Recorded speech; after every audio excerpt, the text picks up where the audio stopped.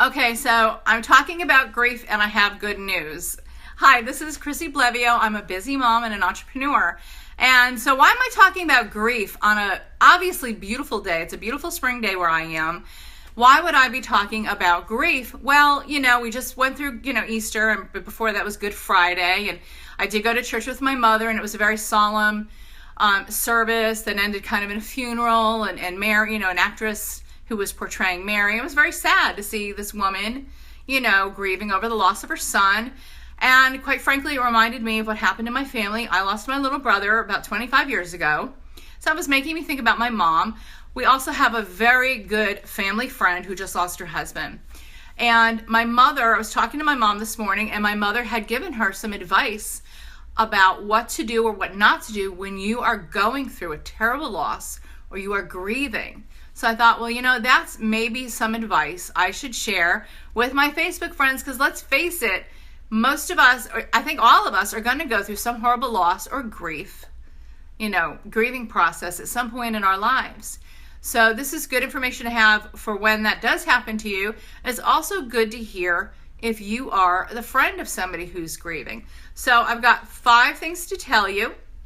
Number 1 is grief is an extremely individual experience. In my family, we all experienced our grief, which was really bad, in different ways. Some of us wanted to be holed up in our family home, didn't want to go anywhere for months, really. Another member felt comfort being surrounded by their childhood friends on a regular basis. And somebody might look at that and say, well, that's a lot of socializing to do when you're grieving. Well, they were finding comfort in their friends. That's where they found comfort and what helped them through their grieving process, where somebody else might want to spend their days alone walking the beach.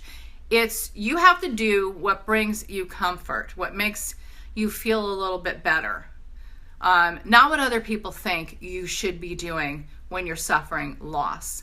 So, remember that if you should go through grief or a loss, and remember that when you're the friend of somebody, unless we're talking about some self-destructive behavior, you have to understand that they're doing what they need to do to move through the grieving process, and not to judge and not to try to persuade them to do something that you think is more appropriate, because it's not you going through it, it's them. So my number 2 tip is kind of follows that first one is don't put yourself, or don't let well-meaning friends put you in a situation that you don't want to be in.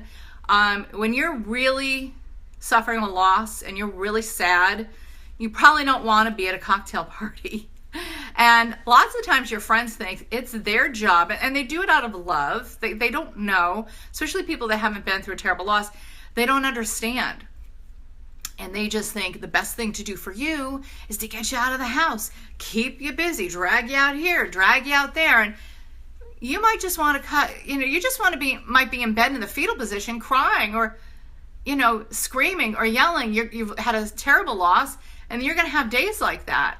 So, let them know that while you appreciate what they're doing and where it's coming from, what you really need to do is be allowed to grieve. And if grieving means being home in bed crying, or, taking solitary walks, or, maybe visiting the cemetery and spending time there, whatever it is, that's what you need to do to get through your grieving process.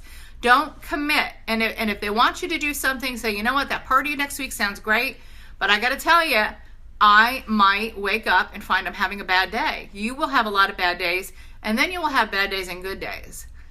What you won't know until you wake up. So they have to understand that you really can't commit. While you say you might attend an event, might not end up being a good day for you to do that, and they have to be okay with that. You certainly have to be okay with that. Okay, so don't really, commit to doing something that could eventually, could put you in a situation where you're at a big social event dressed up and you're just dying inside. Okay, so don't do that to yourself, and don't let anybody do that to you. Number 3, now this may or may not help you. In my family, we found comfort in another family on our street who happened to lose their daughter very close to my little brother's age. He was 13. They lost their 15-year-old daughter in a vehicle accident. I want to say maybe 4 or 5 months before we lost my brother.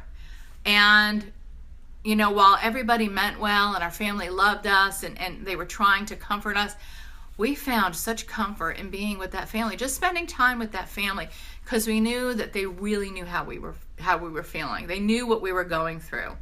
And I can't explain it, but that brought us comfort. And so that might be something that would comfort you, to seek out other people that have gone through the same experience. Tip number 4. Okay, I didn't listen to tip number 4. Me and my mother didn't. We opened up a coffee shop, but I would say if it's a really horrendous loss, you have got to give yourself a year to get over it.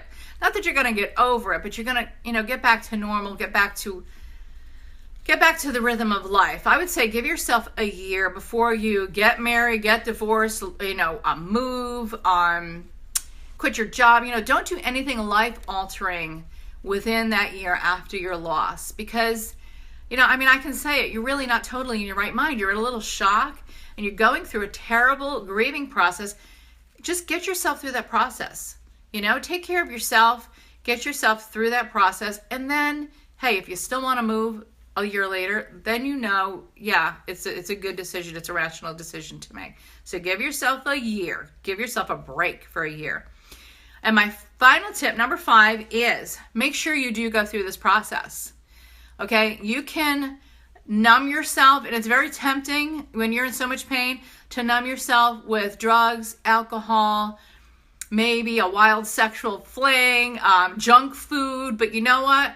In the end, when you sober up, break up, or put down that Twinkie, your grief will be sitting there staring you in the face, waiting for you, because you cannot skip going through that grieving period.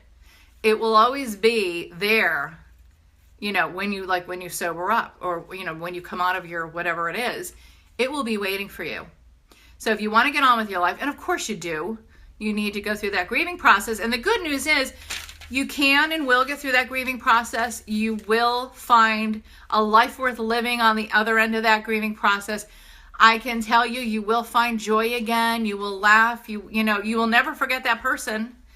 And that's another fear people have. And I will tell you that fear is unfounded. You will never, ever forget that person you lost.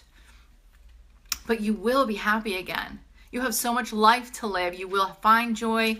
You will find happiness. You'll have wonderful holidays again. You'll have wonderful relationships again.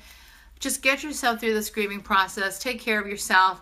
And the good news is, in the end, you'll be better for it. And you can continue on with a wonderful life that's waiting for you. So anyway, I hope that information was helpful to somebody out there.